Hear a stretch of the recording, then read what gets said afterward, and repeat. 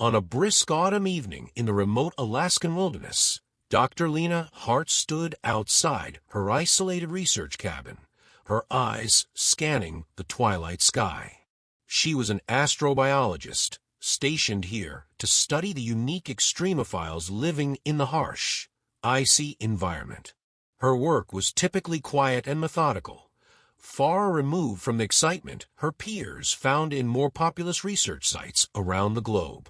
But tonight, the serene silence was shattered by a sudden, brilliant streak of light arcing across the starlit sky. The fireball, bright and unwavering, descended rapidly, its tail illuminating the dark forest with an eerie, bluish glow. Lena, Everett scientist, initially thought it to be a meteorite, a rare but not unusual sight in these parts. However, as the object neared the ground, it slowed unnaturally and veered sharply toward east, toward the jagged line where the black pine forest met the icy tundra. No meteorite behaved like that. Compelled by a mix of curiosity and duty, Lena grabbed her emergency pack, equipped with thermal gear, a satellite phone, and basic first aid, and headed toward the crash site. Her snowmobile cut through the cold night, its headlight casting long shadows between the densely packed trees. The air was biting, filled with the sharp scent of pine and the approaching winter chill. After a 20-minute ride, Lena arrived at a small clearing where the object had come down. The ground was scorched, and smoldering debris was scattered around a crater at the center. Steam rose from the snow around the edges where the heat of the impact had melted the ice. At the heart of the crater lay a structure unlike anything Lena had ever seen, a craft of some sort, clearly artificial, with smooth, metallic surfaces and odd, angular shapes, unlike human engineering. Cautiously, she approached the wreckage. The craft was badly damaged, with parts of its hull torn open, revealing a glimpse of the sophisticated technology inside. As Lena circled the craft, her scientific fascination battled with a growing sense of unease. This was no ordinary satellite or human-made object. It was something alien. Her thoughts were abruptly interrupted by a thrashing noise coming from the nearby river. Flashlight in hand, Lena hurried towards the sound, her heart pounding with a mix of fear and adrenaline. There, in the icy waters, caught between rocks and flailing desperately, was a creature that defied logical explanation. It was massive, easily twice Lena's size, with sleek fur that shimmered with an iridescent quality under the beam of her flashlight. Its body resembled that of a tiger, but the similarities ended there. The creature had two elongated, saber-like teeth protruding from its jaws and 6 luminescent eyes that glowed with a soft, violet light.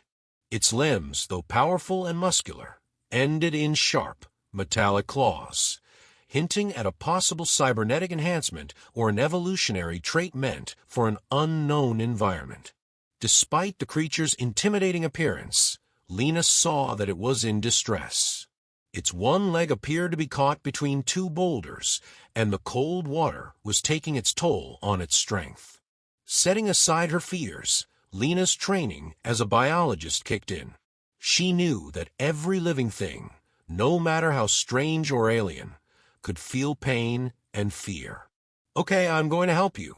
She spoke softly, knowing the creature might not understand her words, but hoping her tone would convey her intent. Lena approached slowly, avoiding direct eye contact with the alien's multiple gaze as a sign of peace. Using her pack straps, she fashioned a makeshift harness around the creature's enormous body, pulling with all her strength to dislodge it from the river's icy grip. After several tense minutes, the creature was free. It collapsed on the riverbank, breathing heavily. Lena, panting from exertion, watched as it slowly turned its 6 eyes towards her, its gaze intense yet seemingly grateful. The alien then did something utterly unexpected. It spoke, its voice a deep, resonant timbre that vibrated through the cold air. "Thank you, Lena Hart," it said, the translator device on its neck blinking softly as it converted its alien language into English. Shocked to hear her name from this extraterrestrial being, Lena took a step back, her mind racing. How did it know her name? What was this creature, and what secrets did it carry? The night had turned her world upside down, and was clear that nothing would be the same again.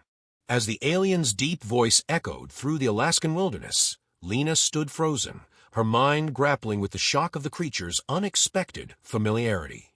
The name badge pinned to her heavy coat, reflecting the dim light from her flashlight, offered a simple explanation for how it knew her name. Still, the reality of an alien speaking English, using a translator no less, was a lot to absorb. "You can understand me?" Lena asked, her voice betraying her astonishment. The creature, Zorith, as it later introduced itself, nodded, its large, multifaceted eyes reflecting a hint of amusement at her reaction. "Yes, Dr. Hart. Your language, among many others, was programmed into this translator to facilitate first contact scenarios," Zorith explained, his voice modulated through the small device on his neck. "I am thankful for your intervention. Without your help, the cold would have incapacitated me further, endangering my mission." Lena's scientific curiosity surged to the forefront, temporarily overshadowing her initial fear. "Your mission," she prompted, helping Zorith to a more upright position against a large boulder.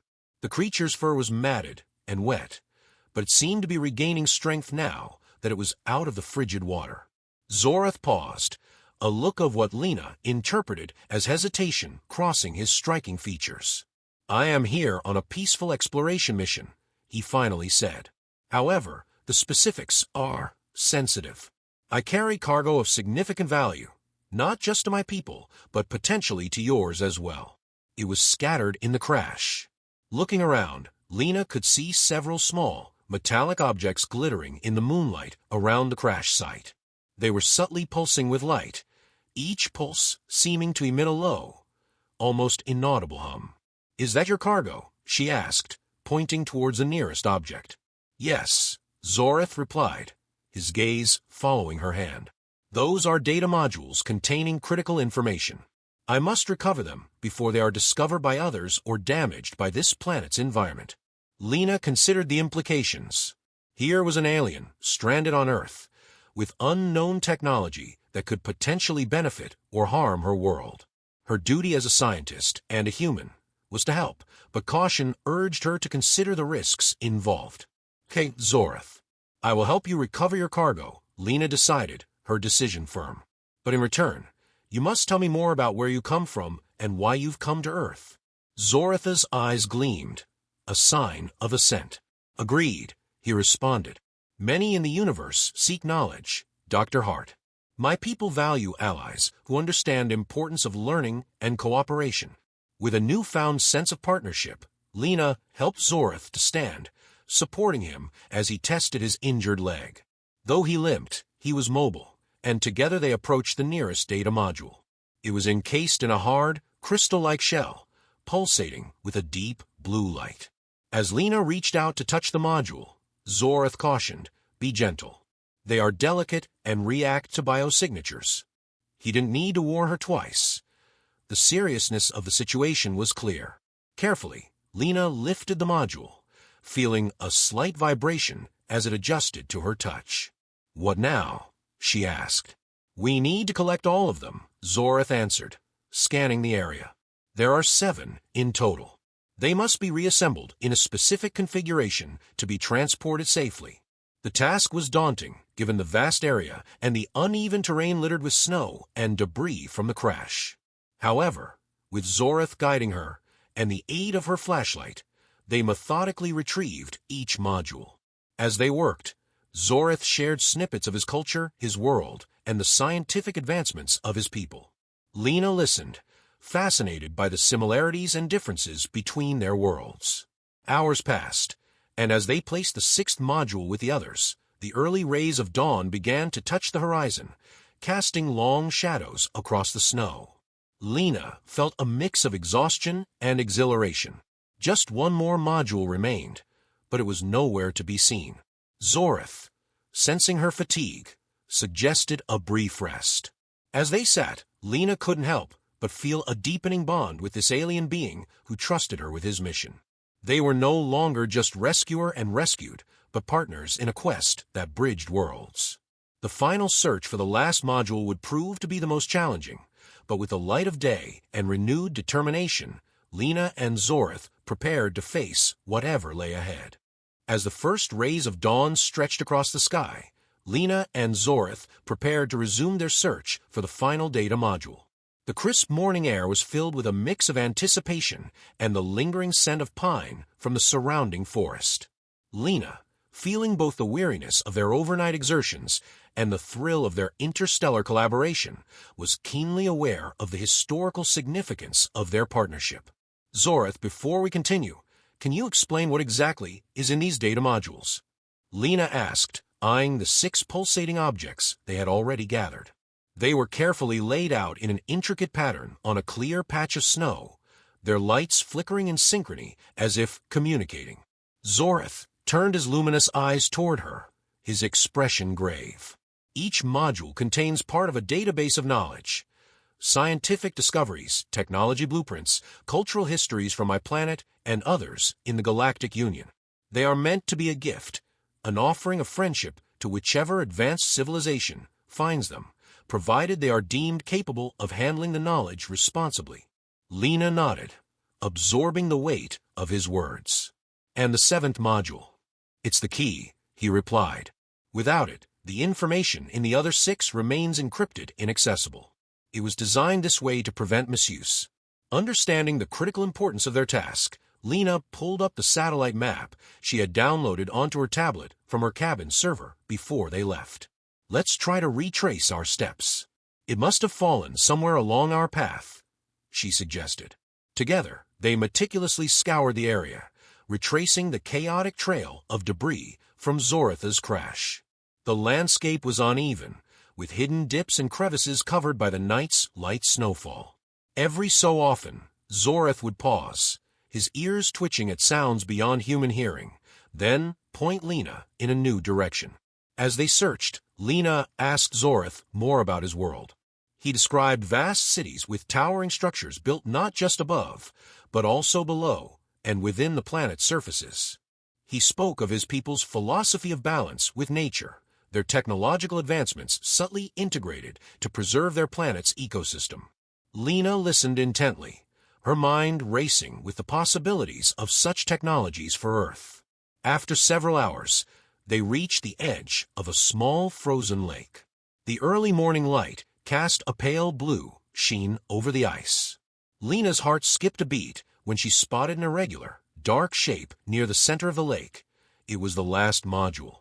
It's there, on the ice, she pointed out, starting towards it.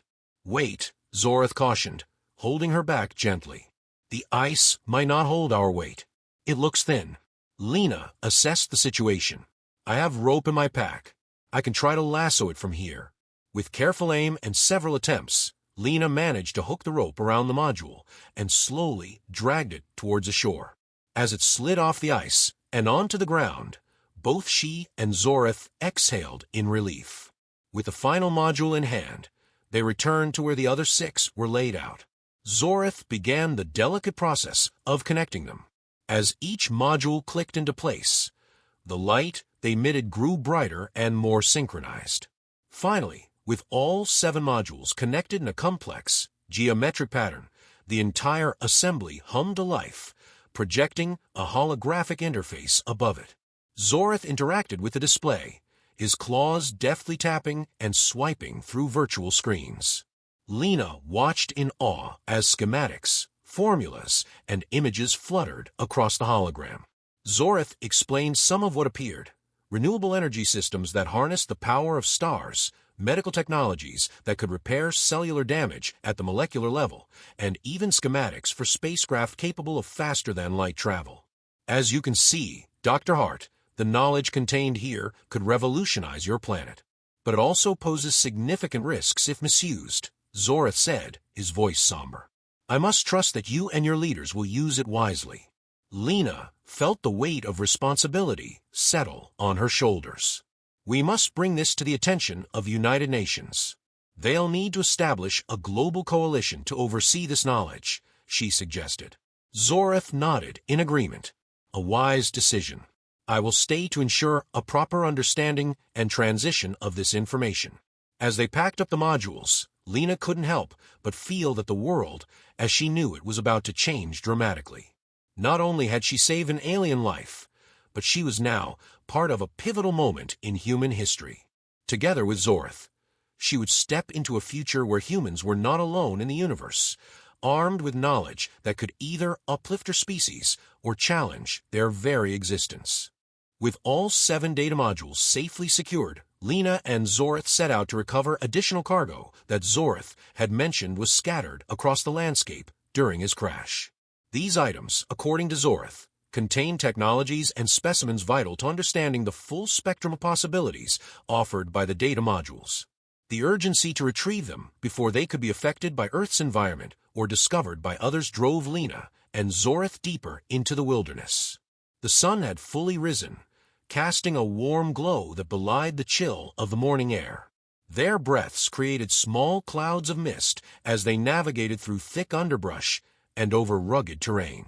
Lena's snowmobile was left behind, as they were now searching an area too dense and uneven for the vehicle to pass. Zorath, his legs somewhat healed, moved with surprising agility, his senses tuned to the subtle signals of his scattered technology. He explained that each piece of cargo emitted a unique signal that he could detect with a device embedded in his wrist. Lena, with her human senses, followed his lead, her eyes scanning for any out-of-place glimmers or shapes. As they walked, Zorath described some of the technologies they were seeking. There are biosamples in stasis containers, designed to withstand impact, but not prolonged exposure to the elements. There are also several prototype devices that harness quantum fluctuations for energy, highly experimental, even for my people. Lena was astounded by the complexity and advancement of the technologies Zorath described. Each piece seemed like a component of a giant cosmic puzzle. She wondered about the implications each one could have on Earth's scientific progress and its societal structures. After several hours of searching, they approached a steep ravine. The signal from Zorath's device grew stronger, indicating that one of the cargo pieces was nearby. Carefully making their way down the slope, Lena spotted a metallic container wedged between 2 rocks.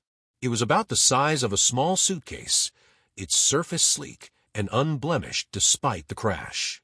"That's one of the stasis containers," Zorath said, a note of relief in his voice. Together, they dislodged the container and opened it to inspect the contents. Inside, suspended in a gel-like substance, were several small, plant-like organisms pulsating softly with bioluminescent light. "These are flora-symbiotes from my home world," Zorath explained. "They are capable of enhancing the photosynthesis process, making them invaluable for agricultural advancements and ecological restoration." Lena was fascinated. This could help with reforestation efforts and combat desertification on Earth, she mused, already thinking of the potential applications. They continued their search, moving systematically through the indicated areas. The next find was a series of small, cube-shaped devices hidden under a layer of snow. Zorath picked one up, turning it over in his hands. "These are quantum batteries," he said. "One of these can power a small village for a month without recharging." The significance of such technology was not lost on Lena. It could revolutionize energy consumption and production on Earth, potentially eliminating many of the energy crises plaguing various parts of the world. As the day wore on, they found more items: advanced materials with adaptive properties, a compact medical device that Zorath claimed could diagnose and treat thousands of diseases, and a communication device that could transmit data across interstellar distances. Each discovery brought a mix of elation and sobering responsibility. Lena documented their findings, careful to note each item's condition and location. They discussed at length the necessity of introducing such advanced technologies to Earth gradually, to avoid disruption and ensure they were used ethically. The sun was setting, casting long shadows over the landscape, as Lena and Zorith recovered the last piece of cargo. They stood on a small hill overlooking the valley they had spent the day traversing. The sense of accomplishment was palpable, but so was the enormity of what lay ahead. "We've done well today, Dr. Hart," Zorith said, looking over the cargo. "But the real work begins now, sharing this knowledge in a way that benefits all and harms none." Lena nodded in agreement, her mind racing with possibilities and plans. "Let's head back," she said. "We need to secure these items and start making the necessary contacts. There's a lot to do." As they made their way back to the cabin, the stars began to appear in the twilight sky, a reminder of the vast universe of which Earth was merely a part. Lena felt a profound connection to those distant lights, a sense of belonging to something greater than she had ever imagined. The journey ahead would be challenging, but she was ready to face it with Zorith by her side. After a day of remarkable discoveries, Lena and Zorith began their journey back to her research cabin with their salvage cargo. The twilight was deepening, turning the sky into a canvas of indigo and stars. Their path was lit by the soft glow of the cargo items, some still emitting faint pulses of light. Despite the physical exhaustion, there was an electric excitement between them, a shared sense of purpose, and the thrill of uncharted possibilities. As they navigated through the thickening forest, Lena's thoughts were preoccupied with the implications of introducing such advanced technologies to Earth. How would governments react? Would corporations try to monopolize this knowledge? The ethical dilemmas were as daunting as the scientific wonders they held in their hands. Zorith, sensing her unease, reassured her. "Dr. Hart, the Galactic Union has protocols for such situations. We aim to support, not disrupt. Your leaders will need guidance, and we are here to provide it." Lena nodded, appreciative of his reassurance, but still wary of the potential complications. Their conversation was abruptly cut short by a low, menacing growl from ahead. Lena stopped in her tracks, searching the shadows. Zoritha's posture stiffened, and his eyes narrowed, scanning the darkness. "Something's out there," he whispered. His voice carried a note of concern that Lena had not heard before.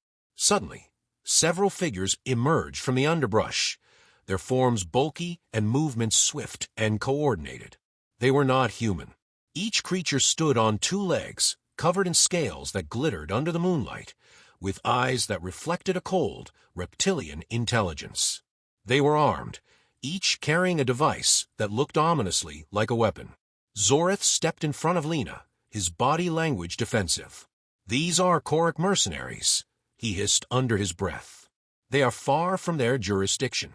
This is not good." The leader of the group, a large, imposing figure with scar-like markings across his face, stepped forward. His common tongue was rough, but understandable. "Hand over the cargo, Terran and visitor. We have no desire to harm you, but we will not hesitate to do so if you resist." Lena felt a surge of fear, but her resolve hardened. These technologies could not fall into the wrong hands. Zorith growled, a deep, resonant sound that made the air vibrate. "This cargo is under the protection of the Galactic Union. You have no right to claim it." The standoff was tense, each group assessing the other. Lena, though frightened, was amazed at Zoritha's authority and presence. He stood like a sentinel, unyielding and fierce. The Korok leader sneered, his voice a sibilant hiss. "We were not asking, Protector. We were demanding. This sector is not yet under your precious Union's control, and we know the worth of what you carry." Without warning, Zorith moved with surprising speed, using his body to shield Lena as he activated a device on his wrist. A shield of shimmering energy enveloped them, causing the mercenaries' first few shots to ricochet harmlessly away. Lena took this moment to scramble to a safer spot, her mind racing. She had a basic knowledge of tactical maneuvers from her university ROTC days, and she used it now to her advantage, moving from cover to cover. The firefight escalated quickly, with Zorith expertly returning fire with non-lethal settings on his own weapon, a standard protocol in interstellar conflicts involving undeveloped planets like Earth. Lena, meanwhile, found the mercenaries' dropped communicator. She tapped into her rudimentary knowledge of technology, sending a distress signal to any nearby Galactic Union patrols. It was a long shot, but it was their only hope. As the battle wore on, Zoreth managed to incapacitate several mercenaries, his precision and skill evident even under such dire circumstances. But the Korok were relentless and outnumbered them significantly. Just as the situation seemed desperate, a roar filled the sky. Overhead, the silhouette of a Galactic Union patrol ship broke through the cloud cover, its arrival timely and imposing. The Korok, realizing that their position was compromised, retreated into the forest, disappearing as quickly as they had appeared. The ship landed, and a squad of Union soldiers emerged, their gear and bearing professional and intimidating. The commander, a tall, humanoid figure with bright eyes, approached Lena and Zoreth. "We received your distress call," he said, nodding at Lena with respect. "Well done." Zoreth relaxed visibly, and Lena felt a wave of relief wash over her. The immediate danger was over, but the night had revealed the significant interest and potential conflicts that their mission could provoke. As the Union soldiers secured the area, Lena and Zoreth exchanged a look of mutual understanding. They were allies now, in a saga that was only just beginning. The early morning sun filtered through the trees, casting long shadows on the forest floor where Lena and Zoreth, accompanied by the Galactic Union soldiers, discussed the previous night's confrontation. The commander, Captain Alara, debriefed them on the implications of the attack. These mercenaries were not acting alone, Ilara explained, her voice firm yet tinged with concern. The Korok are part of a larger syndicate interested in advanced technologies, regardless of the Galactic Union statutes or the sovereignty of worlds like yours. Zoreth nodded solemnly, his gaze meeting Lena's.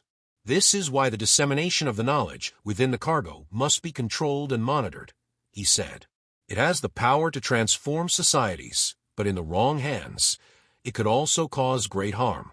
Lena felt the weight of their responsibility heavier than ever. The adventure and excitement of the past days had morphed into a sobering reality of potential dangers and ethical dilemmas.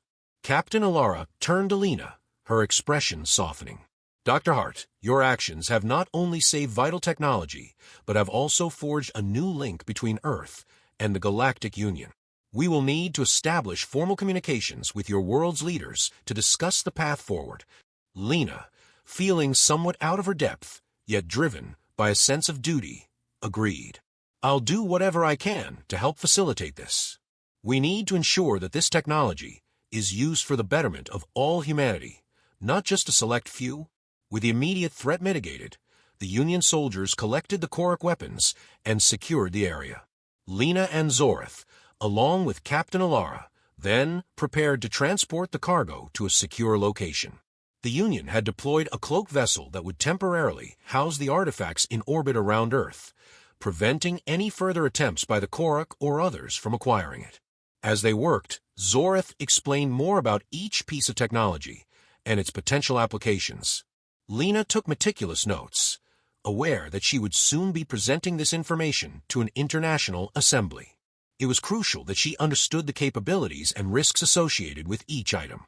One particular device, a compact, silver orb, caught Lena's attention. Zoreth noticed her interest and picked it up, holding it gently in his clawed hands. "This is a quantum fabricator," he explained. "It can create almost any material or component, provided it has the molecular blueprints and necessary raw materials. On my world, it revolutionized manufacturing and construction." Lena was astounded. "So, something like this could help us build sustainable housing, produce scarce medical supplies, and more?" "Exactly," Zoreth affirmed, "but it requires careful regulation. The potential for misuse is significant. Imagine if such a device were used to produce weapons or illegal substances." The discussion turned to the broader implications of such technologies on Earth's socio-economic systems. Lena was keenly aware that while the benefits were enormous, so were the risks of exacerbating global inequalities. They agreed that a transparent, equitable framework for technology deployment was essential. As the cargo was secured aboard the vessel, Lena prepared to return to Earth. Captain Alara assured her that the Union would remain in close contact, providing support and protection if necessary. Before departing, Zorith pulled Lena aside. "Dr. Hart, I have seen many worlds grapple with the challenges we discussed today. Each has taken different paths, some successful, others less so. The key was always in the unity and foresight of their people. Your world has a unique opportunity now. Do not squander it." Lena nodded, feeling both inspired and daunted. "Thank you, Zorith. I'll do my best." With the cargo safely stowed, an immediate crisis averted, Lena returned to Earth, her mind abuzz with plans and preparations. She knew the days ahead would involve difficult negotiations and complex decisions. But she also felt a spark of hope that this could be the beginning of a new era for Earth, one marked not just by technological advancement, but by a new level of global cooperation and understanding. As Lena watched the Union ship disappear into the sky, she felt a profound connection to the vast, mysterious universe around her. She was no longer just a scientist in a remote research station, but a pivotal figure in a story that spanned the stars. The road ahead was uncertain, but she was ready to lead the way, armed with knowledge and a new sense of purpose. In the weeks following the recovery and safeguarding of the alien technologies, Dr. Lena Hart found herself at the center of a whirlwind of activity. She had been thrust into the international spotlight, acting as the liaison between Earth and the Galactic Union, represented by Zorith, and the support of Captain Alara's team, who remained discreetly stationed in orbit. The world was abuzz with rumors and speculation about the new technologies and their implications. Lena, understanding the gravity of her role, spearheaded the formation of a global coalition consisting scientists, policymakers, ethicists, and representatives from various governments and non-governmental organizations. Their goal was to create a framework for the ethical dissemination and utilization of the technologies. The world's eyes were on them, waiting to see how these newfound capabilities would shape the future. The initial meetings were intense, with each nation voicing its concerns and desires. The developed countries saw an opportunity to enhance their technological dominance, while the developing nations feared further marginalization. Lena, guided by Zorith's insights into the pitfalls other civilizations had encountered, advocated for a balanced approach that prioritized global equity and sustainability. During one of the key sessions, held at the United Nations headquarters, Lena presented the quantum fabricator technology, explaining its potential to revolutionize industries, but also highlighting the risks of unchecked usage.